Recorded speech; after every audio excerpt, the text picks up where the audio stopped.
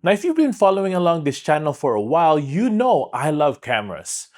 I reviewed smartphones, action cameras, mirrorless cameras, drones, and pretty much anything that records video. But there was something different about this trip. Because instead of bringing a giant backpack full of gear, I want to see if this tiny little camera could actually handle the entire creator trip by itself. And today, we're going to find out. I'm going to show you 10 things that stood out to me about the brand new DJI Osmo Pocket 4. But make sure you stay until the end because the last thing completely changed how I think about travel cameras.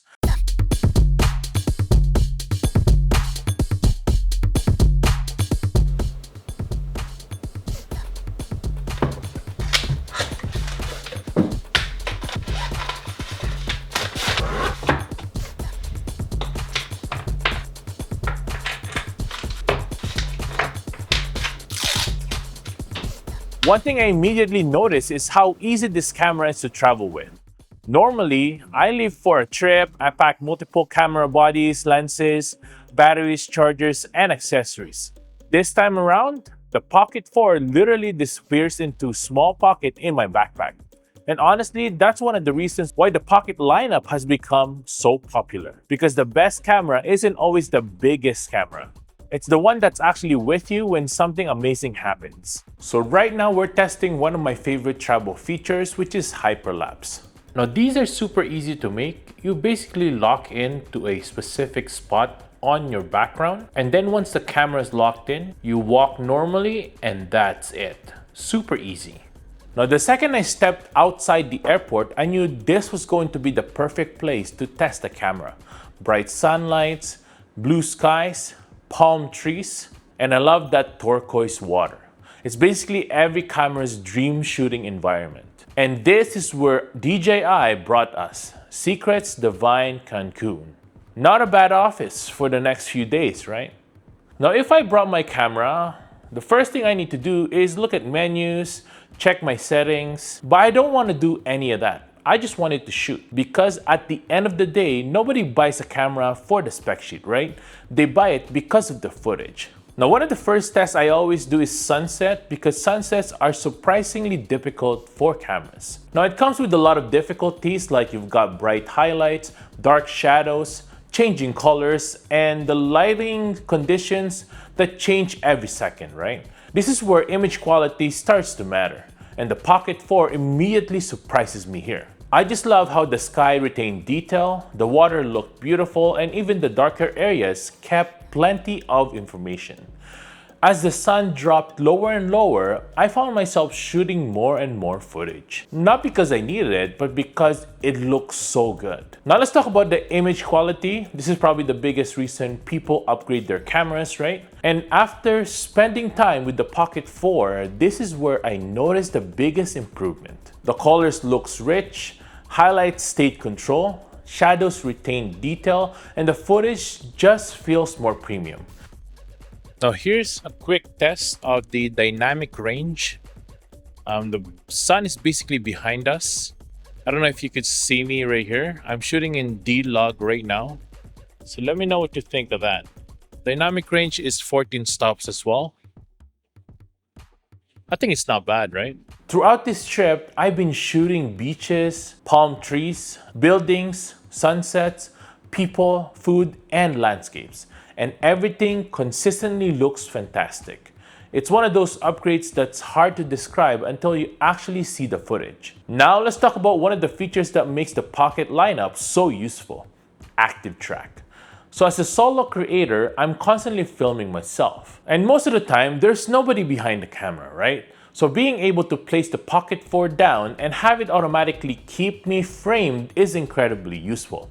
So let's test this out. Honestly, I'm genuinely impressed of how crazy and how reliable this technology has become. There were multiple times during the trip where it felt like I had a camera operator following me, except there wasn't, which is amazing.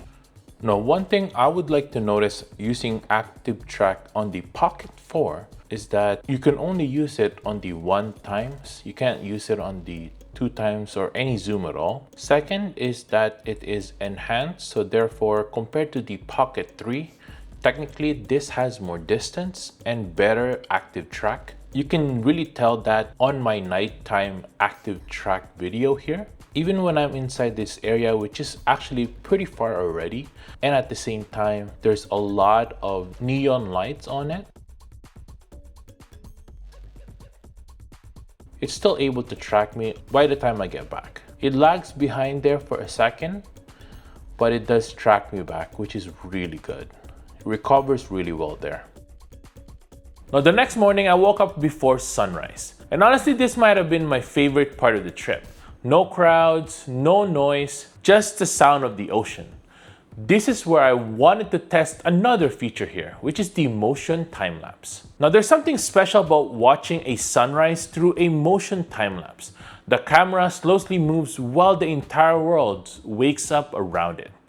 The clouds shift, the light change, the colors evolve, and suddenly a simple sunrise becomes something cinematic. This is the type of footage that normally requires additional equipment, but the Pocket 4 makes it incredibly easy. But if there's one thing every creator loves, it's slow motion.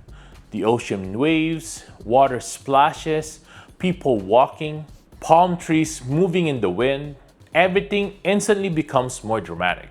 And the Pocket 4 captures some incredible smooth slow-mo footage. I actually found myself looking for random things to film simply because they looked amazing slowed down. Some of you have asked me, can you actually zoom in while maintaining good image quality? Can it be useful for travel footage? Can it help isolate a subject? After shooting around the resorts, the answer is yes. The flexibility becomes surprisingly useful when you're traveling. Another thing I would like to mention is that the Pocket 4 actually comes with 2 more buttons compared to the Pocket 3. And these 2 buttons you can customize to whatever you want. Right now I have it so that I could switch from tilt to zoom button. Definitely makes the Pocket 4 a lot more customizable for your need. Now, of course, daytime footage is easy. The real test starts when the sun goes down. So after dinner, I grabbed the Pocket 4 and headed out again. Immediately, the atmosphere changes. Neon signs, street lights, restaurants, moving people, and this is where weaker camera starts falling apart. But the Pocket 4 continued to impress me here. I like how the highlights remained controlled, colors looked natural, and most importantly, footage remained useful. So right now we're doing a low light test. We have the light on top of our Pocket 4, and I'm not sure. This is oh, that might be the brightest right there. Kind of just want like just a little bit of light. And then you can change the tone, the temperature as well to cool, warm, or warm white. Let's go for medium here. It is the middle of the night right now, so we do need a lot of lighting. But let's just try this out and see how it goes. As you could see up here on the video, it has this kind of mist part. That's why I don't like it. I just put it on down like so. We are still shooting with 10-bit D-Log, so should be good. On post-production, let's see how it would look. But yeah, right now it's pretty windy here as well. So we are using the Mic 3. If you buy the combo, the creative combo for the DJI Pocket 4, then it does come with the DJI Mic 3. Now let me know what you think about the sound quality and also the footage. Again, it's pretty dark here right now. I'm also using ActiveTrack for my face. Now for travel creators who love capturing city lights at night, that's a huge deal. Now for travel content and vlogging, it's more than capable. And for creators who want even better audio, there are plenty of options to expand your setup. Right now we are using the Mic 3 right here that you can connect directly to the Pocket 4, which is great. Now after spending time with the Pocket 4, I think this camera is perfect for a few different people. Travel creators, vloggers, families, people documenting vacations, people who don't want to carry a giant camera bag, and even experienced creators who want a lightweight camera they can always have with them. Now remember at the beginning when I said one thing that's completely changed how I think about this camera? It's not a single feature, not a single specification, okay? It's the experience. The fact that I traveled from Edmonton to Cancun with a camera this small, the fact that I captured airports, flights, sunsets, sunrises, beaches, hyperlapses, motion time lapses, slow motion footage, tracking shots, and nighttime scenes, and I did it all with something that literally fits in my pocket, that's what impressed me the most.